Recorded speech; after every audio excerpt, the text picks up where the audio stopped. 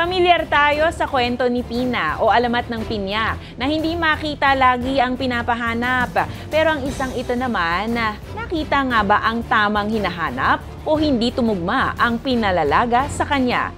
Ano nga ba ang nadampot? Oh my God, guys. Althea, hindi naman to ang nilaga mo. Nagpalaga ako ng kamote, guys. Hindi kamote to. My God. Hindi! Kamote ba yon?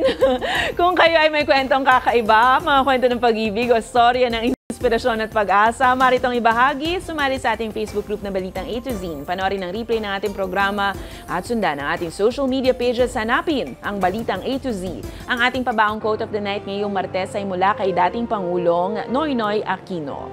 Anya, ang Pilipino ay karapat-dapat ipagdusa hanggang kamatayan, karapat-dapat ipagbuhay, at karapat-dapat ipaglaban.